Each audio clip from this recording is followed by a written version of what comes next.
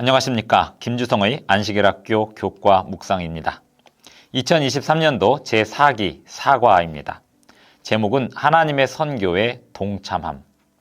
이번 주 교과에서는 하나님의 선교에 동참하는 방법과 사례들에 대해 살펴봅니다. 10월 22일 일요일 교과의 제목은 친절의 은사. 성경 창세기 18장 1절로 15절에 보면 아브라함의 친절한 성품이 잘 묘사되어 있습니다. 낯선 손님들에 대한 아브라함의 응대 속에서 그의 친절함이 어떠했는지 잘 볼 수 있습니다. 성경을 읽어보면 아브라함은 어느 날 무더운 시간에 장막문에 앉아 있었습니다. 이러한 행동은 당시 일상적인 행동은 아니었습니다. 당시의 무더운 여름 낮 시간 태양이 중천에 떠 있을 시각에 사람들은 누구나 다 그늘을 찾고 시원한 바람이 부는 곳을 찾습니다. 하지만 아마도 아브라함은 그 무더운 여름날 누군가 지나가는 나그네를 돕기 위해서 더위와 열기를 참고 앉아 있었을 것입니다. 그러던 중에 아브라함은 3명의 나그네를 발견합니다. 아마도 아브라함의 습관은 낯선 이들에게 환대를 베풀 준비가 되어 있었던 것 같습니다. 이것이 아브라함이 그들을 만나게 된 이유가 되었을 것입니다. 성경에 보면 아브라함은 자기의 장막 문에서부터 그 낯선 이들을 향해 달려갔습니다. 이 점이 중요합니다. 아브라함은 사람들이 자기에게 다가오기 전에 먼저 그들을 만나기 위해 달려갔습니다. 창세기 18장 4절로 5절을 읽겠습니다. 물을 조금 가져오게 하사 당신들의 발을 씻으시고 나무 아래에서 쉬소서. 내가 떡을 조금 가져오리니 당신들의 마음을 상쾌하게 하신 후에 지나가소서. 당신들이 종에게 오셨음이니이다. 그들이 이르되 내 말대로 그리하라. 아브라함은 자기의 사명을 잘 알고 있었습니다. 그 사명은 하나님을 아는 지식을 우상 숭배자들과 이방인들과 다신교도들을 비롯한 모든 사람에게 전하는 것입니다. 성경에서 보듯이 아브라함이 사명을 다하는 직접적인 방법은 멀리 시야에 막 보이기 시작했던 그 낯선 사람들에게 친절을 베푸는 것이었습니다. 엘렌 화이트의 교육 187쪽에 아브라함의 가족에 대한 묘사가 나옵니다. 읽어보겠습니다. 대가족은 1000명 이상으로 구성되어 있었으며 많은 사람이 가장이었다. 그 중에는 이교로부터 개종한 사람도 많았다. 이런 가족의 지도자로서는 견실한 인물이 필요하였다. 약하고 흔들리는 태도는 적합하지 않았다. 아브라함의 감화는 그의 가족 이외의 사람들에게도 미쳤다. 그가 장막을 쳤던 곳에는 어디에나 그 옆에 희생을 예비하기 위한 제단이 쌓아졌다. 장막을 옮기면서도 제단은 남겨두었다. 그리하여 하나님의 종 아브라함의 생애를 통하여 하나님을 배운 많은 가나안 사람들이 정처 없이 떠돌아다니다가 그 제단에 발을 멈추고 여호와께 희생을 드렸다. 아브라함은 처음부터 하나님께서 자기를 부르신 그 사명을 이해했습니다. 그리고 약속의 땅으로 가는 여정은 단순히 여행이 아니라 주변의 모든 사람들에게 복이 되었습니다. 그의 후손을 통하여 세상에 복이 될 것을 알고 있었습니다. 아브라함의 친절과 환대를 보면서 우리 생애에 적용할 교훈은 무엇이 있을지 생각해 보시기 바랍니다. 10월 23일 월요일 교과의 제목은 모든 사람을 사랑한 아브라함. 성경 창세기 18장 16절로 33절에 보면 아브라함의 성품이 잘 나타나 있습니다. 아브라함은 상대가 어떤 부족인지 인종인지 어떤 부류의 사람인지 먼저 인식하려고 하지 않고 먼저 최선의 사랑을 베풀었습니다. 아브라함은 친절한 성품 외에도 사람들을 향한 사랑을 잘 나타내었습니다. 개인적으로 친근하게 알지 못하는 사람들에게도 그렇게 하였습니다. 성경 기록에서 아브라함의 그러한 성품이 우리에게 위대한 교훈으로 남았습니다. 소돔과 고모라 사람들은 악한 사람들이었습니다. 비록 그 사람들은 아브라함의 가치관과는 거리가 먼 가치관을 가지고 악행을 일삼는 사람들이었지만 아브라함의 마음은 그들의 인종이나 언어나 종교가 무엇인지 확인하기에 앞서 그들을 향한 동정과 사랑으로 가득 차 있었습니다. 하나님께서 아브라함에게 당신의 결정에 대하여 소돔과 고모라를 멸망시키려는 계획을 공개하셨습니다. 창세기 18장 20절로 21절을 보겠습니다. 여호와께서 또 이르시되 소돔과 고모라에 대한 부르짖음이 크고 그 죄악이 심히 무거우니 내가 이제 내려가서 그 모든 행한 것이 과연 내게 들린 부르짖음과 같은지 그렇지 않은지 내가 보고 알려 하노라. 아브라함은 여기서 하나님의 마음을 인지했을 것입니다. 소돔과 고모라에 관하여 더 참아보시려는 하나님의 마음을 이해했을 것입니다. 매우 큰 경외심을 가지고 겸손한 태도로 아브라함은 하나님께 자기의 간청을 아뢰입니다. 창세기 18장 25절을 봅니다. 주께서 이같이 하사 의인을 악인과 함께 죽이심은 부당하오며 의인과 악인을 같이 하심도 부당하니이다. 세상을 심판하시는 이가 정의를 행하실 것이 아니니이까. 아브라함은 그 사랑의 성품으로 인해 소돔과 고모라에 살고 있는 의인들뿐 아니라 모든 사람들을 구원하고자 소원했습니다. 물론 아브라함은 소돔과 고모라에 사는 사람들이 얼마나 악한지 잘 알고 있었습니다. 그곳에 사는 사람들에 대하여 그리고 그들의 악행에 대하여 얼마나 많은 이야기들을 듣지 않았겠습니까? 아브라함이 그들에 대하여 알았던 내용들은 성경 창세기 19장에 나오는 그 지저분한 이야기의 내용처럼 롯의 집에 찾아온 폭도들의 이야기에서 보듯이 소돔과 고모라 사람들이 그 정도로 악했다는 사실입니다. 그러나 아브라함은 하나님이 그 자신에 대한 사랑이 어떠한지 잘 알았기에 그들을 위하여 하나님께 간구하였습니다.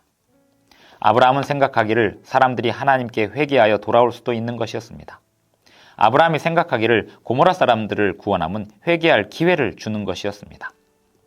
결국 아브라함은 사람을 향한 하나님의 사랑을 알고 있었기에 그에 근거하여 하나님께 요청합니다. 아브라함은 자신도 죄인들을 향한 큰 사랑을 가지고 있었고 생명이 있는 한 구원을 받을 희망이 있음도 잘 알고 있었습니다. 우리의 기도 생활에서 중재의 기도가 왜 그렇게 중요한 걸까요? 아브라함의 경우를 보면서 깨달을 수 있을 것입니다.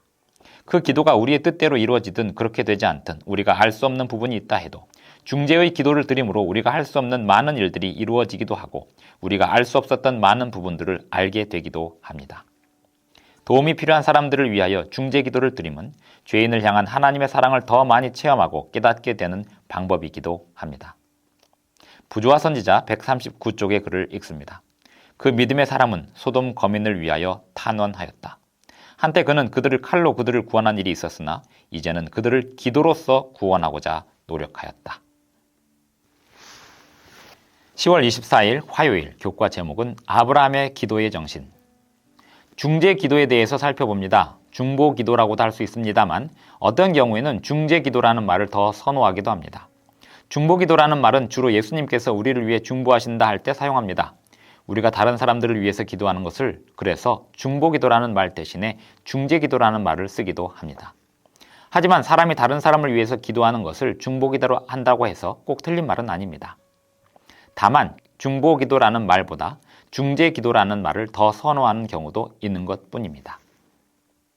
창세기 18장 23절로 32절과 야고보서 5장 16절을 읽어보면 중재 기도의 능력에 대해서 알 수 있습니다. 창세기 18장에 나오는 아브라함과 하나님의 대화는 중재 기도의 표상이 되기도 하고 대표가 되기도 합니다. 아브라함은 여기서 하나님 앞에 소돔과 고모라 사람들을 위한 중재자의 역할을 잘 보여주고 있습니다. 아브라함은 그들을 위해서 그리고 그들을 대신하여 간청하고 있습니다. 이 모습은 곧 하나님 아버지 앞에서 중보하시는 예수님을 상징하고 표상하는 의미의 행동이 되었습니다. 아브라함은 소돔과 고모라 사람들 그리고 주변의 도시들에 거주하는 사람들을 향해 사랑하는 법을 이미 터득하고 있었습니다. 여기서 아브라함의 사랑은 하나님이 사람들을 사랑하시는 그 사랑을 닮은 사랑을 말하는 것이지 오늘날 그 의미가 왜곡되고 변질된 사랑을 의미하는 것이 아닙니다. 그것이 아브라함의 중재 기도가 그토록 신실하고 정직할 수 있었던 이유입니다. 아브라함은 예전에 소돔과 고모라 왕을 패배시킨 어떤 왕들과 싸운 적이 있었습니다. 아브라함이 승리한 후에 소돔의 왕 베라는 멜기세덱과 함께 아브라함을 만나러 왔습니다. 베라 왕이 아브라함에게 요청하기를 소돔의 백성들을 보내달라고 했습니다. 창세기 14장 21절을 봅니다. 소돔 왕이 아브라함에게 이르되 사람은 내게 보내고 물품은 내가 가지라. 이것은 백성들을 위한 왕의 사랑을 나타냅니다. 아브라함의 성품 중에 가장 큰 특징이 사랑이었기 때문에 그는 소돔과 고모라 왕을 사랑하고 그들과 그들의 백성들을 위해서 기도했던 것입니다. 부조와 선지자 140쪽의 글을 읽습니다. 멸망하는 영혼에 대한 사랑이 아브라함의 기도에 힘을 불어넣었다. 아브라함은 그의 기도에서 겸손과 인내를 나타냈습니다. 아브라함의 첫 간청이 그 도시에 50인의 의로운 사람이 있으면 구원해달라는 것이었는데 하나님께서 그 간청을 받아들이셨습니다. 그렇게 하나님이 받아들이시자마자 아브라함은 계속하여 그 도시들을 위해서 중재 기도를 이어갔습니다. 우리의 선교 사명은 기도 없이는 성공할 수 없습니다. 특별히 중재 기도가 필요합니다. 누군가를 만난 후에 성경을 가르친 후에 우리는 우리가 만난 그 사람을 위해서 기도해야 합니다. 하나님께서는 우리가 접촉한 사람들의 마음에 세심한 주의를 기울여 주십니다. 우리의 말이나 웅변이 우리가 만난 사람들을 변화시키는 것이 아닙니다. 성령께서 변화시킵니다. 우리에게 맡겨지는 어떤 선교 사명이든 모두가 각자 개인적으로 기도해야 하는 이유가 거기에 있습니다. 로마서 8장 34절과 히브리서 7장 25절을 보십시오.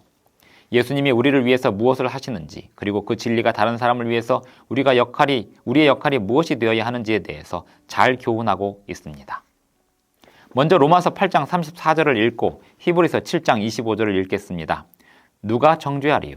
죽으실 뿐 아니라 다시 살아나신 이는 그리스도 예수시니 그는 하나님 우편에 계신 자요 우리를 위하여 간구하시는 자시니라. 이어서 히브리서 7장 25절입니다. 그러므로 자기를 힘입어 하나님께 나아가는 자들을 온전히 구원하실 수 있으니 이는 그가 항상 살아계셔서 그들을 위하여 간구하심이니라. 10월 25일 수요일 교과의 제목은 아브라함의 선교. 아브라함의 친절과 사랑 그리고 기도의 정신으로부터 어떤 결과가 성경에 나오고 있습니까? 성경 창세기 19장 1절로 19절을 보면 알 수 있습니다. 성경을 보면 소돔에서 롯의 지위를 알 수 있게 하는 구절이 흥미롭습니다. 창세기 19장 1절을 보면 롯이 소돔 성문에 앉아 있었습니다. 이것은 롯이 소돔에서 중요한 역할을 하고 있었음을 말하고 있습니다. 특별히 공적인 관리 역할이었을 것입니다. 왜냐하면 성문에 앉아 있었음은 재판관이나 왕 또는 중요 공직자들의 역할이었기 때문입니다. 창세기 19장은 앞서 있었던 18장과 병행하는 장처럼 보일 만큼 유사한 이야기가 나옵니다. 아브라함이 천사들을 만난 이야기와 롯이 천사들을 만나는 이야기로서 유사한 장면이 나오는 것입니다. 아브라함과 롯은 둘 다 문 앞에 앉아 있었습니다. 아브라함과 롯은 둘 다 낯선 이들을 영접하여 그들의 집으로 들였습니다. 아브라함과 롯 둘 다 각각 음식을 준비하고 손님들을 맞이했습니다. 롯의 잘못이 무엇이었든지 간에 롯 또한 아브라함처럼 좋은 성품을 가지고 있었음을 알 수 있습니다. 창세기 19장 24절을 봅니다. 여호와께서 하늘 곧 여호와께로부터 유황과 불을 소돔과 고모라에 비같이 내리사 그 성들과 온 들과 성에 거주하는 모든 백성과 땅에 난 것을 다 엎어 멸하셨더라. 우리는 이 이야기에서 당시 소돔과 고모라에 얼마나 많은 사람들이 살았었는지는 알 수 없습니다. 하지만 그 수많은 사람들 중에 오직 4명의 사람만이 도시를 빠져나올 수 있었고 그 중에 3명만 구원을 얻게 되었습니다. 창세기의 홍수 사건과 비슷한 이야기가 되었습니다. 홍수 이전에 사람들이 얼마나 많이 살았는지 알 수 없지만 대부분이 구원을 받지 못했다는 사실은 알고 있습니다. 소돔 사람들 중에 극히 소수만이 구원을 얻은 사실이 우리의 선교 사명에 미치는 암시가 있습니다. 즉 모든 사람이 구원을 얻는 것은 아니라는 사실입니다. 모두가 예수님을 영접하고 예수님의 구원의 계획을 받아들였으면 좋겠지만 모두가 각자 자기의 자유의지를 가지고 있습니다. 우리의 사명은 가능한 한 더 많은 사람이 예수님을 선택할 수 있도록 초청하는 것입니다. 우리의 선교 사명을 수행할 때 하나님께서는 성령을 통해서 우리를 도우십니다. 하지만 하나님께서는 그 누구의 의지도 강제하지 않으십니다. 자유의지에 관하여는 우리가 무엇을 하든지 또는 얼마나 많이 기도하든지 결국에 구원은 각자가 어떤 선택을 하는지에 달려 있습니다. 우리가 진행하는 선교 사역에서 원하는 결과가 보이지 않을 때 낙심하지 않으려면 어떤 교훈을 품고 있어야 할까요? 복음교육자 192쪽의 글을 읽겠습니다. 새로 전도를 시작한 곳에는 반드시 참을성 있게 인내함으로 견디어야 한다. 조그맣게 시작한 사업에 대해서 실망하지 말라. 아주 하찮게 보이는 사업이 가장 큰 결과를 내는 예가 많다. 개인적인 감화는 힘이 된다. 우리와 밀접히 교제하는 사람들은 눈에 보이지 않는 감화로 인하여 마음의 감명을 받게 된다. 10월 26일 목요일 교과의 제목은 하나님의 뜻에 순종하기. 창세기 12장 1절로 9절을 보면 하나님의 뜻에 순종함이 무엇인지 그리고 그 앞길이 보이지 않음에도 불구하고 순종하여 감이 무엇인지에 대한 교훈을 얻을 수 있습니다. 아브라함의 중요한 성품적 특징 중에 하나는 하나님의 뜻에 대한 순종입니다. 아브라함의 모든 경험은 하나님께 대한 순종에서 비롯되었습니다. 먼저 부르심에 대해서 살펴봅니다. 아브라함은 하늘로부터 도전적인 부르심을 받았습니다. 창세기 12장 1절을 봅니다. 여호와께서 아브라함에게 이르시되 너는 너의 고향과 친척과 아버지의 집을 떠나 내가 네게 보여줄 땅으로 가라. 아브라함이 하늘로부터 음성을 들었을 때 그의 첫 번째 반응은 이 음성에 대한 무시일 수도 있었습니다. 아마도 잘못 들은 것이라고 생각해 버릴 수도 있었을 것입니다. 또는 그 음성에 대하여 가고 싶지 않다고 반응할 수도 있었을 것입니다. 내가 네게 보여줄 땅이라고 하시는데 그 땅이 어느 땅인지 어떻게 알 수 있었겠습니까? 하지만 아브라함은 부르심에 응하였습니다. 아브라함은 하나님의 뜻에 복종하였습니다. 그리고 아버지의 집과 친척과 그가 살던 곳을 떠나갔습니다. 창세기 12장 4절을 봅니다. 이에 아브라함이 여호와의 말씀을 따라 갔고, 둘째로 땅의 선택에 대해서 살펴봅니다. 롯의 종들과 아브라함의 종들 사이에 다툼이 일어났습니다. 하지만 아브라함은 그의 혈육과 싸우는 사람이 아니었습니다. 그는 하나님의 뜻에 순종하였고 하나님은 다시 아브라함에게 복을 주셨습니다. 창세기 13장 14, 15절을 보겠습니다. 롯이 아브라함을 떠난 후에 여호와께서 아브라함에게 이르시되 너는 눈을 들어 너 있는 곳에서 북쪽과 남쪽 그리고 동쪽과 서쪽을 바라보라. 보이는 땅을 내가 너와 네 자손에게 주리니 영원히 이르리라. 셋째로 소돔과 고모라의 멸망에 대해서 생각해 봅니다. 하나님께서 소돔과 고모라의 운명에 대해서 아브라함에게 말씀하셨을 때 아브라함은 사랑에 충만하여 그 도시들을 구원하기를 원했습니다. 단지 그 도시의 의인들이 10명도 안 되었기 때문에 그 도시들은 멸망했습니다. 아브라함은 하나님의 뜻에 복종하여 그 도시들에 대한 하나님의 심판을 받아들였습니다. 하나님은 아브라함을 사용하실 수 있으셨습니다. 왜냐하면 어떤 환경에서든 하나님께 복종하였기 때문입니다. 그 원리는 오늘날 우리에게도 마찬가지입니다. 이번 주 함께해요 과제는 이것입니다. 우리 지역에서 복음을 적절하고 효과적으로 전파하지 못하도록 방해하는 요소들이 있을 텐데 그 문제를 해결하도록 하나님께 기도하십시오. 이번 주 시작해요 과제는 이것입니다. 자신이 겪고 있는 어려움과 비슷한 상황에 있는 사람에게 연락해 그 사람을 위해서 기도하고 있다고 말하십시오. 내가 그 사람을 어떻게 도울 수 있는지 보여달라고 하나님께 간구하십시오.